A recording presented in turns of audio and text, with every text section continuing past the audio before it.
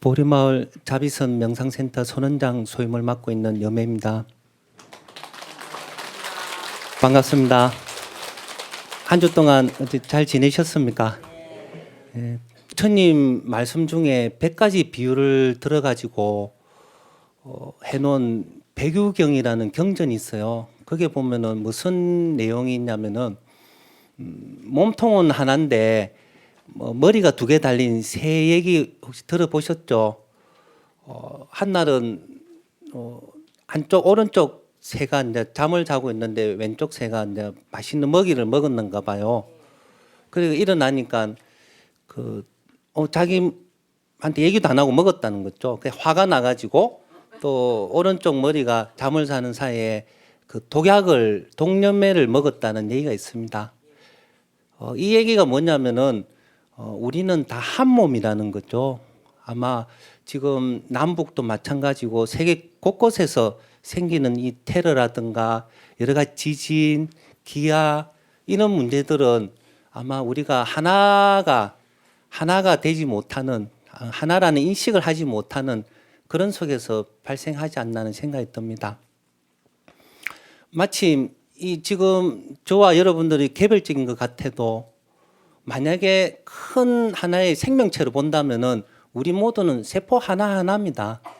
세포 하나하나가 각자의 역할이 있는데 우리는 마침 그것을 인식 못하고 너와 내가 분리돼 가지고 너의 것을 뺏어야지, 너가 죽어야지, 너가 잘못돼야지 내가 잘 된다라는 그런 생각을 갖는 것 같아요. 그래서 부처님 말씀에 모두 다 연기돼 있다라는, 하나로 이어져 있다라는 생각을 잘 못해서 그러지 않나는 생각이 듭니다. 2000년도에 미국 뉴욕 타임즈에서 세계적인 역사 석학하고 인터뷰를 했답니다. 첫 번째 질문이 뭐냐면은 20세기에 인류에서 생긴 일 중에 가장 큰 일이 무엇이냐라는 거예요. 이 역사학자가 하시는 얘기가 서양의 불교가 전래된 것이다, 이렇게 얘기를 하는 거예요.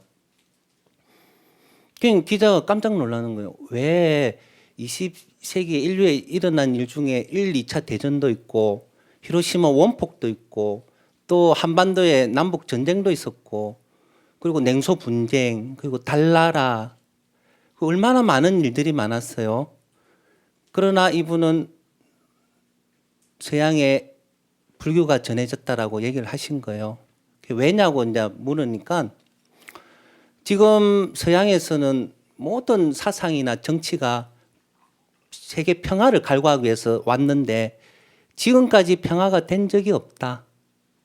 그러나 내가 보기엔 불교에 대해서 잘은 모르지만은 불교가 전파된 곳은 그나마 평화로웠던 것 같아. 그래서 서양에서는 전래되면서 앞으로 이 불교의 정신과 사상과 가르침이 서양 평화에, 인류 평화에 기여를 하지 않을까라는 생각을 한다라고 그렇게 대답을 했답니다. 그러면은 21세기는 어떻게 되겠습니까? 라고 이제 질문을 하니까 20세기는 군사력과 경제력에 의해서 이 인류가 재편됐는데 21세기는 동양의 정신문화에 의해서 이 인류가 다시 재편될 것이다. 제가 그 얘기를 듣고 생각을 해봤어요. 동양의 정신문화가 많잖아요. 그래서 혹시 그 중에 하나가 불교가 아닐까라는 생각이 듭니다. 부처님 가르침. 지금 서양에서는 철학과 경제의 모든 그거에 달아왔답니다. 발전과 발전을 거듭해서. 지금의 무엇을 찾고 있냐면은 소통이 안 된다. 이상하다. 경제력이 발전되고 군사력이 발전되면은 내 시킨 대로 해야 되고 내 말대로 해야 될 것 같고 서로가 평화로울 것 같아도 안 되는 거예요. 그래서 소통이 안 된다. 그래서 소통의 사상, 소통의 철학을 찾고 있답니다.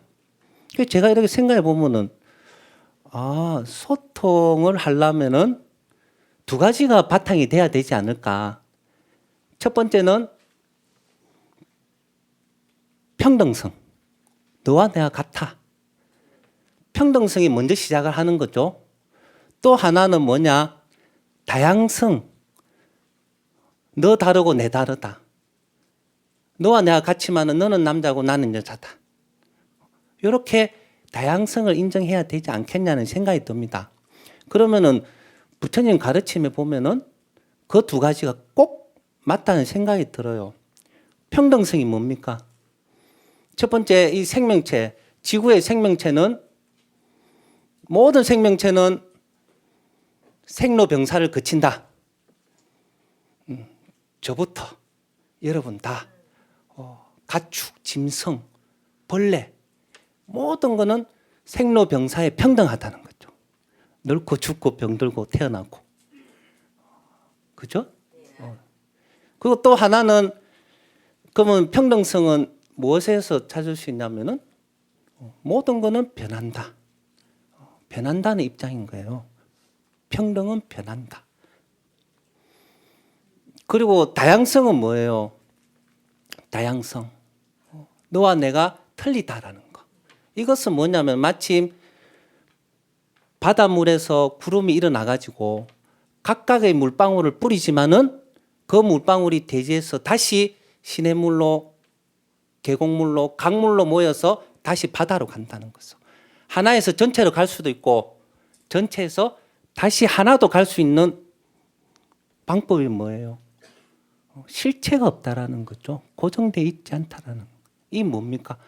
재범무화라는 거죠. 실체가 없다, 고정되어 있지 않다. 그래서 부처님의 가르침이 소통의 사상의 바탕이 되지 않을까라는 생각이 듭니다. 아마 서양학자분들이 이거를 잘만 부처님의 삼법인을 잘만 생각을 하신다면은 충분히 소통과 이해의 방법을 찾을 수 있다는 생각이 듭니다. 그래서 이번 시간에도 부처님 말씀인 법국을 통해서 소통, 이해할 수 있는 방법을 한번 알아보도록 하겠습니다. 여기 4페이지에 이제 보시면요, 두 번째 줄라반타카 이야기입니다. 제가 25번째 개송이고요. 한번 제가 읽어보도록 하겠습니다. 어떤 노력과 주의력으로 마음 집중을 수행하여 잘 억제하고 단련된 자기 자신을 의지초로 삼는다면 어떤 홍수도 그를 휩쓸어 가지 못하리.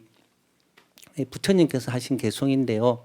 이 개송에는 여러분들 다 아시는 주리반트카 스님, 바보 스님 아시죠? 주리반트카 스님 얘기가 다 들어있어요. 전생 얘기부터 이 생, 왜 이렇게 바보가 될 수밖에 없었고 왜 무슨 인연으로 깨달음을 이룰 수 있는가 얘기가 쭉 들어있는데 제가 한번 오늘 같이 한번 알아보도록 하겠습니다. 부처님 당시 때 왕사성이라는 곳이 있었어요. 마가다국 수도인데요. 그게 아주 부자인 상인 딸이 있었습니다. 근데 이 딸이 어떻게 연애를 했냐면은 그 집에 하인하고 연애를 한 거예요. 너무 사랑에 빠진 거죠.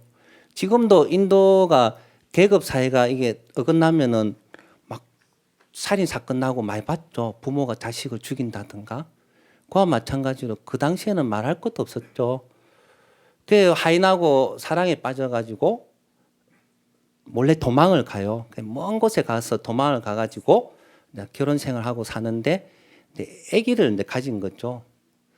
근데 지금 우리나라도 마찬가지로 인도도 이 출산할 때는 친정집을 간대요.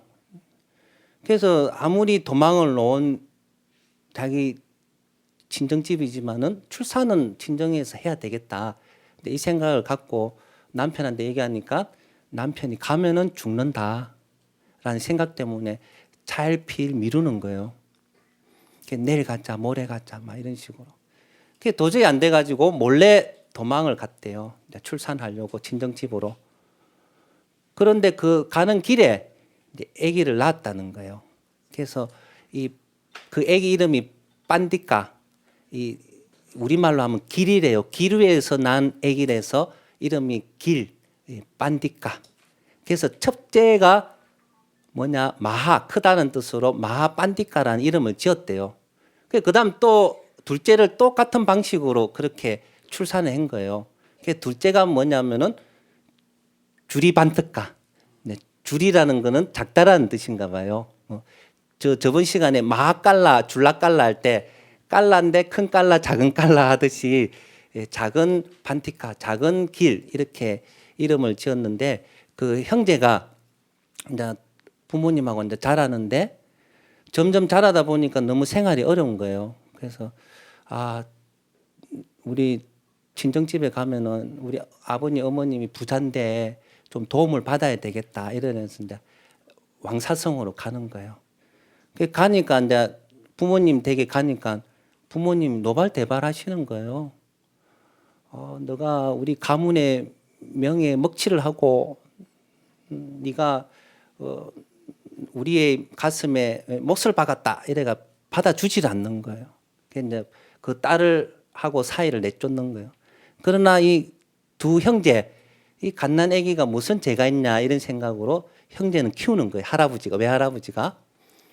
그러면서 이제 두 형제는 이제 외할아버지 외할머니 손에 크는 거예요. 근데 이 할아버지 할머니는 항상 어디를 가셨냐면은 여러분들처럼 수요일만 되면은 법당에 오시듯이 부처님한테 가셔가지고 법문을 들었대요. 그때 손주를 데리고 간 거예요. 큰 손주를 데리고 가니까 큰 손주도 부처님 말씀을 들으니까 출가를 하고 싶은 거죠. 그래서 마하깔라가 먼저 출가를 해요. 출가를 한 다음에 공부를 쭉 하고 어른이 돼서 비우개도 받고 그러면서 깨달음을 이루었답니다. 앉아가지고 깨달음의 이 즐거움 속에 있어 보니까 누가 생각이 났냐면은 동생 줄라깔라가 생각난 거예요. 내 동생한테도 이 기쁨을 전해주고 싶다. 그래서 할아버지한테 가는 거예요. 내 동생도 출가시키고 싶다니까 또 외할아버지 외할머니께서 찬성을 하는 거예요. 그래서 이제 찬성을 해가지고 이제 같이 부처님 전에 출가를 시켜요. 두 형제가. 근데 이 줄라깔라는 여러분이 아시다시피 바보였던 거예요. 어떻게 바보냐면은 넉 달이 지나도 부처님 개송 하나를 애울 수가 없었대요. 넉 달이 지나도. 아무리 가르쳐줘도 하나 가르쳐주면 둘 까먹고 둘 가르쳐주면 10 까먹고 이래 바보였다는 거예요. 그러니까 형이 보니까 답답해서 안 되는 거지. 그래서 한날은 동생한테 얘기하는 거예요. 줄라깔라야 너는 안 되겠다. 부처님 말씀을 이렇게 개송을 애우고 수행을 해야 되는데 개송 자체를 못 애우는데 무엇을 할 수 있겠냐는 거예요. 그래서 너는 집에 가라. 그러니까 이 줄라깔라는 가고 싶진 않은데 형이 가라니까 뭐 어쩔 수 없는 거예요. 그래서 앉아서 이제 울고 있는 거라. 그리고는 내일 되면 내가 집에 가야 되겠다. 이렇게 내가 수행을 못할 바에는 집에 가서 제가자로서 부처님 전과 그리고 그 스님들한테 공양 올려서 공덕이나 쌓아야 되겠다. 이 생각으로 이제 그 다음날 아침에 이제 절문을 벗어나려고 이제 나갔대요. 근데 부처님께서 매일 새벽에 일어나셔가지고 하시는 일이 꼭 하는 게 있었답니다. 항상 선정산매에 드셔가지고 이 세상을 살폈었대요. 다 둘러보고 그 다음은 이제 마지막으로 어디 오냐면 제자들한테는 무슨 일이 생기나 이렇게 살피는 거 보니까 줄라깔라가 울면서 이제 나가고 있는 거죠. 절문을. 그래서 이제 모른 척하고는 그 절문 앞에서 이렇게 왔다 갔다 경행을 하고 계셨대요. 그러니까 줄라깔라가 또 나가고 있는데 부처님 딱 서가 계시니까 인사를 딱 하고는 줄라깔라야 어디 가니? 이러니까 예 집에 갑니다. 이러는 하도 제가 우리 형이 계속 못 온다고 제보고 집에 가랍니다. 이러니까 부처님께서 출가는 내가 시켰는데 왜 너 그 형이 가라 하느냐. 그러면 나한테 얘기를 하지 왜 그렇게 가느냐. 그리고 밖에 나가가지고 일반 삶을 살면 무슨 이득이 있겠느냐. 그러지 말거라. 이러면서 줄라깔라를 데리고 어디 갔냐면은 당신이 머무는 방으로 가셨대요. 그게 이제 빨리어로는 간닥꾸띠라고 하는데 한문으로 번역하면은 응향각 혹시 들어보셨어요? 법당 옆에 가면은 꼭 집 한 채가 있는데 응향각. 그 왜 그러냐면은 향기 나는 곳. 예, 항상 많은 신도들이 부처님 그 앞에 향과 꽃을 올렸대요. 그래서 부처님 계신 곳은 항상 향기가 났답니다. 그래서 그것을 우리말로 응향각이었대요. 그리고는 여기에 앉혀놓고는 내가 제자들과 공양 갈도 올 테니까 여기 앉아라. 그리고는 신통으로 하얀 수건을 하나 만드셨대요. 수건을 딱 만들어서 다른 경전에 보면은 그거로 방을 닦았다라고 얘기하는데 여기에 법구경 주석서에는 뭐라고 돼 있냐면은 이것으로 손을 문질고 있어라. 손을 비비고 있어라 이랬대. 하얀 수건을 가지고. 그러면서 때를 닦자. 때를 닦자. 한번 따라 해봐라 이러면서 때를 닦자. 애우겠니? 이러니까 예, 이건 애우겠습니다. 이러는 거예요. 그러고는 이제 부처님 이제 가신 다음에 방에서 손을 흰천을 비비면서 때를 닦자, 때를 닦자, 때를 닦자 하는 거예요. 그 한참을 닦다 보니까 이 하얀 손수건이 더러워진 거예요. 그러면서 이래 보면서 아, 이 하얀 손수건도 더러워지는구나. 모든 거는 변하는구나. 깨끗하면서 더러움으로. 이걸 인식하기 시작하는 거예요.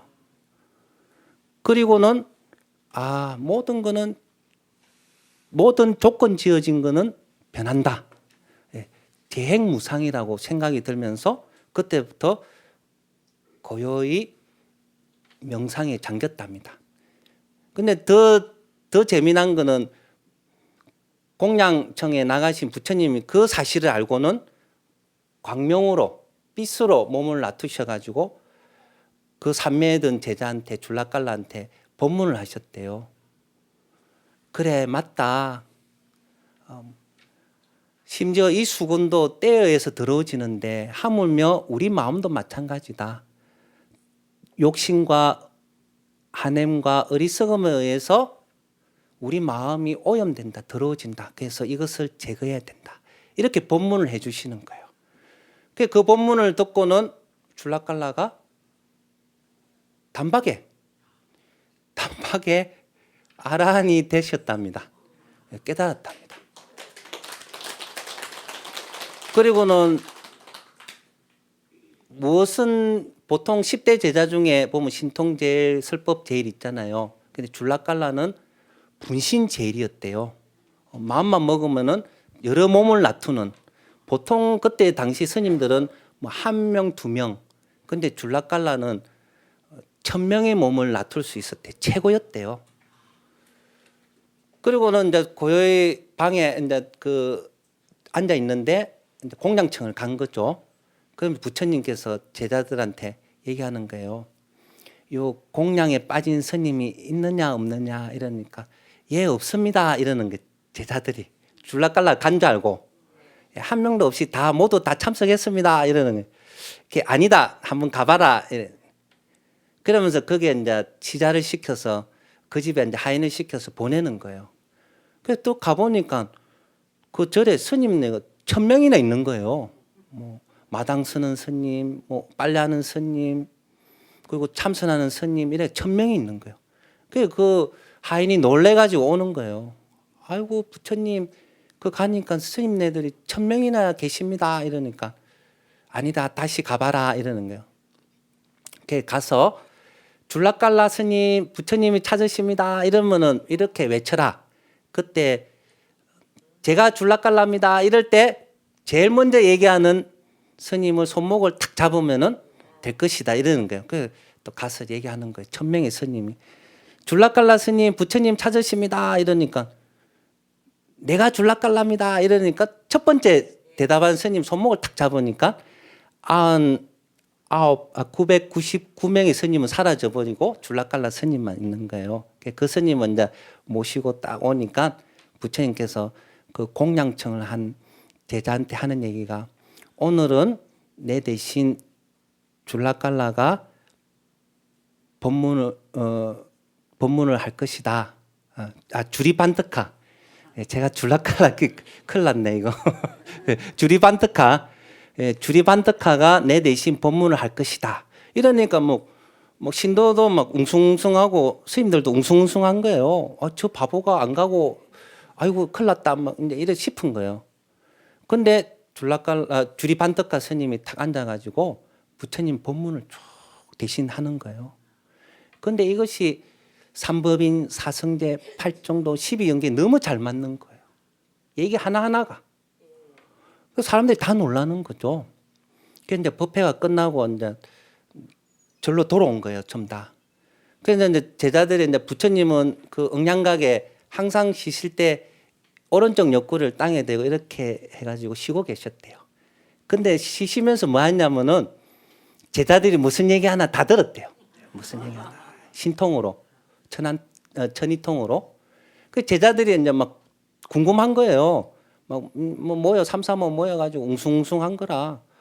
아니 우리가 그렇게 가르쳐도 안 되고 하던 바보 주리반떡하가 어떻게 부처님께서는 그 공양 먹는 시간 한 시간도 채 안 되는 시간을 통해서 저 바보를 깨달음으로 이루었다. 우리 부처님 최고다 막 이러는 거예요. 그 부처님이 이제 듣고는 흐뭇해 하시면서 이제 모른 척하고 일어나가지고 제자들이 모여 있는 곳에 가셨대요. 야 너희들 무슨 얘기하냐 이러니.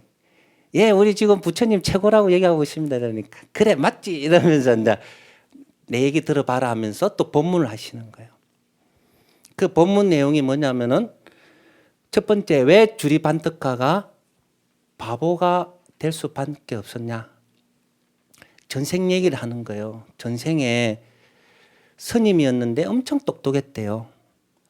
똑똑했는데 그 절에 이 개송을 제대로 못 외우는 스님이 계셨대요.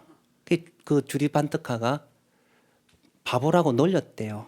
개송 하나 못 외우는 스님, 바보 스님 놀리니까 이 스님이 더 거기에 위축이 돼가지고 넉 달 동안 아무것도 외울 수가 없었대요. 그러면서 부처님께서 하신 얘기가 전생에 자기는 똑똑했는데 바보라고 놀렸기 때문에 이 생에 바보로 태어났다는 가보를 받는다라고 경전에 얘기를 하시는 거예요. 그 제가 이 구절을 보면서 제 생각이 나는 거예요. 제 생각이. 제가요 국민학교 6학년 통틀어서 바보 소리 듣고 살았어요. 아마 우리 국민학교 선생님께서 만약에 제 모습을 보신다면 믿기지 않을 거라. 야 절집 최고다, 뭐 부처님 최고다 이럴 것 같아.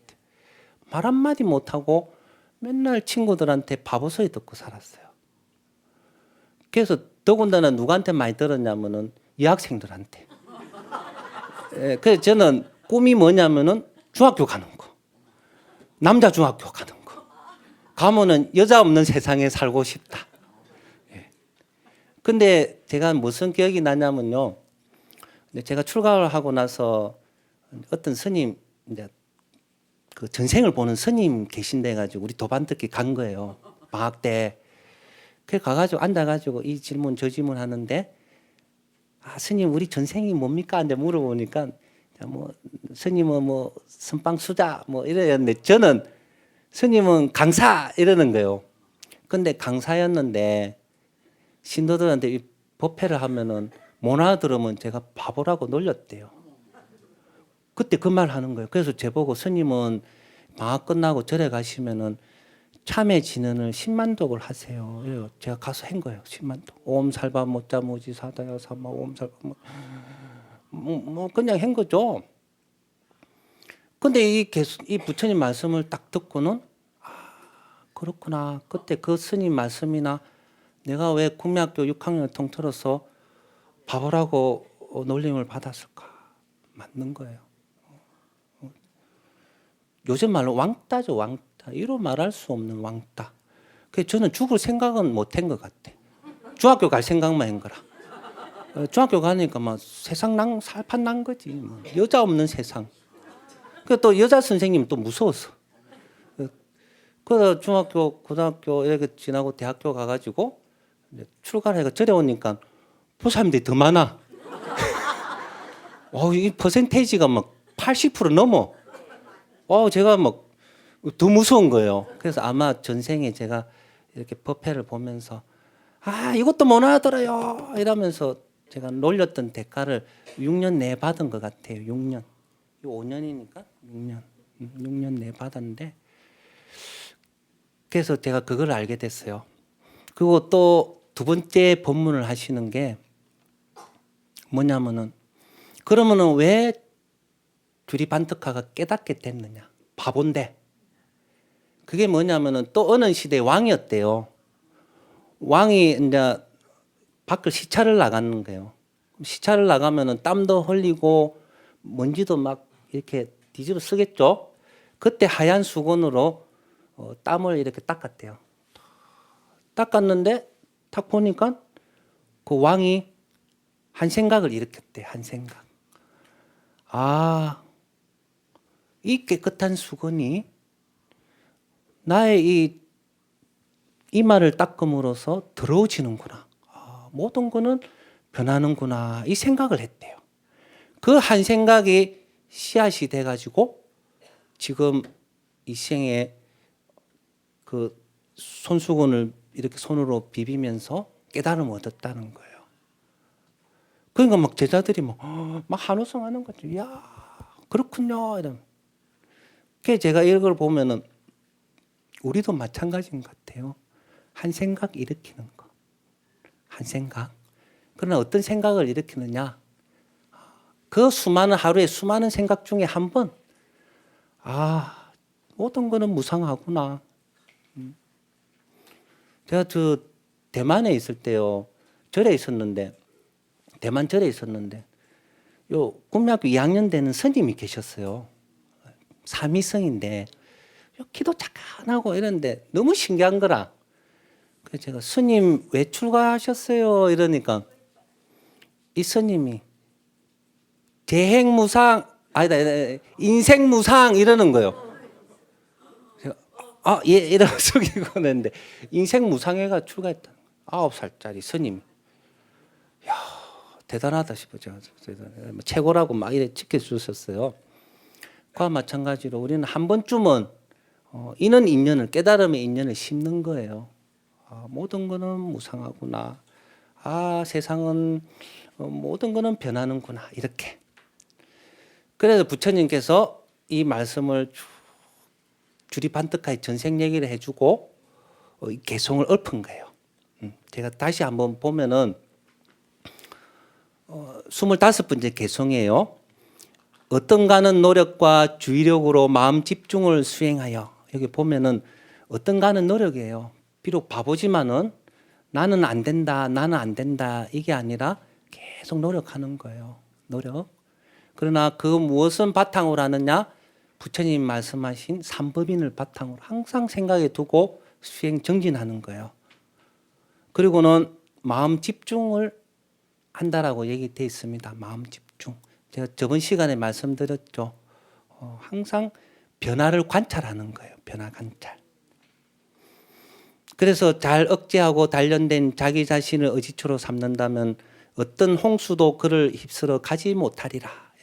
이때 홍수라는 거는 요 주석에 봐도 첫 번째는 감각적 쾌락이래요. 물이 막 밀려와도 무섭죠. 한데 물보다 더 무서운 거는 우리의 욕망이래요. 어떨 때 다 태워버리잖아요. 다 부숴버리고 폭탄 다 쏴버리고.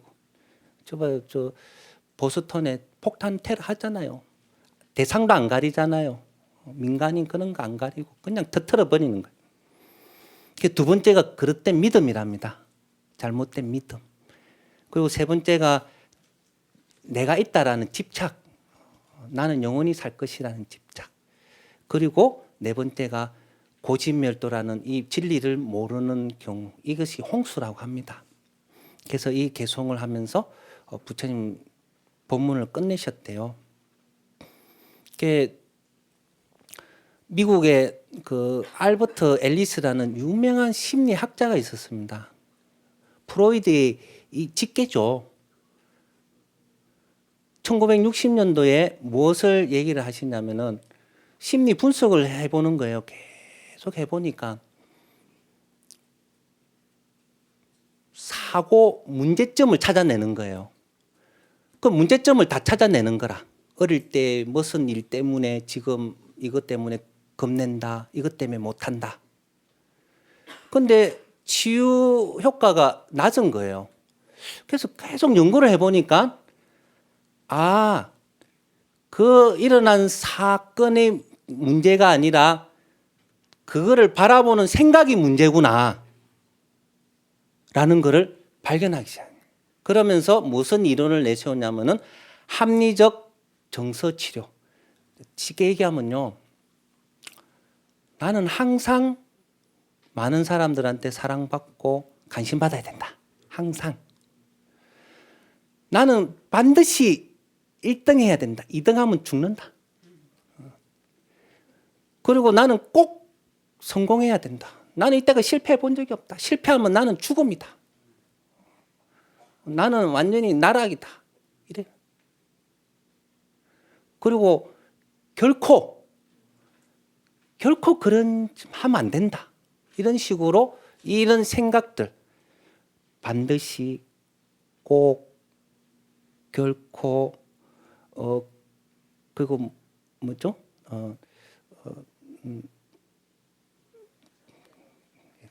까먹었대. 다시 하겠습니다. 예, 반드시 결코 꼭 항상 이 생각이 그 문제점에 들어있다라는 거예요. 그래서 이것을 고쳐줬대요.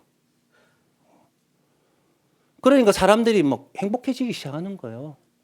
나도 실수할 수도 있고 실패할 수도 있고 돈 없어 보일 수도 있고 그리고 꽁보리밥 먹을 수도 있구나. 나도 지하 단칸방에 살 수도 있구나. 그러나 또 성공할 수도 있고 또 열심히 노력해서 통해서 내가 반드시 또 일어날 수도 있구나라는 생각을 갖게 하는 거예요. 그러니까 이 심리 마음의 장애에 벗어났다는 거예요. 그래서 제가 이 수업을 듣고는 그렇구나. 부처님께서는 2500년 전에 벌써 반야신경에서 원리 전도 몽상을 얘기했구나. 꿈을 바꿔라는 거예요. 원리 전도 몽상. 꿈에서 잘못됐다는 거죠. 그러면은 벌써 2500년 전에 부처님께서는 뭐라고 얘기를 하시냐면은 우리는 영원히 살 것 같아. 그죠? 나의 권력은 승승장구해가지고 하늘을 찌를 것 같이 절대 권력은 뺏기지 않는다. 그리고 또 재물, 나의 재물은 항상 있을 것이다라고 이 생각을 바꿔주는 거예요. 그럼 어떻게 바꿔주셨냐면은 우리들한테 변화를 보거라 이런 거예요. 변화. 항상 추나 추동이 바뀌죠. 밤낮이 바뀌죠. 나무에 꽃이 피고 열매가 열리고 또 잎이 지고 그런 변화를 통해서 나의 목숨, 나의 권력, 나의 재산은 또 변한다는 거죠. 근데 우리는 그것을 인식을 못해서 뭘 한다? 고통을 받는데요. 조금만 권력에서 밀리고 조금만 재산을 잃어버리고 조금만 몸이 아파도 한탄하는 거죠. 신세 한탄을. 그러나 그것이 고통으로 느껴지지만 또 다른 면에서 바라보면은 희망과 행복하다는 거예요. 가능성이 있다라는 거지. 항상 내가 못 살고 항상 가난하게 살고 항상 바닥에 있다라고 한다면은 얼마나 갑갑하겠어요. 그죠? 그와 마찬가지로 부처님께서는 우리 그렇게 가르쳐 주십니다. 그 주리 판떡하 얘기를 통해서 손수건 하나가 이 때가 벗겨지는 걸 통해서 아라한됐다라는 모든 것은 변한다. 그래서 우리 한번 이번 주를 또 한번 생각해 보는 거예요. 이번 주에 지금 북한에서 자꾸 미사일 쏜다고 전쟁 난다고 저 남쪽에 있는 저도 막 불안해요. 지금은 서울은 오히려 뭐 아무렇지도 않다니까 좀 내공이 생기신 것 같은데 저 남쪽에 있는 사람도 불안한데요. 지금은 전쟁 나면은 다 죽어요. 제가 처음에 얘기했듯이 백유경에 몸은 하나요, 머리는 두 개인 거예요. 우리는 너와 내가 하나라는 인식을 못 하는 거예요.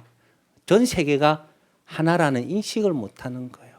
그래서 우리라도 인식을 갖고 항상, 제가 저번 주 뭐랬죠? 지구의 아마존이 되자. 우리 주위에 숨구멍이 되자. 쉼터가 되자. 그런 한 주를 보내시고 다음 주 또 뵙겠습니다. 감사합니다.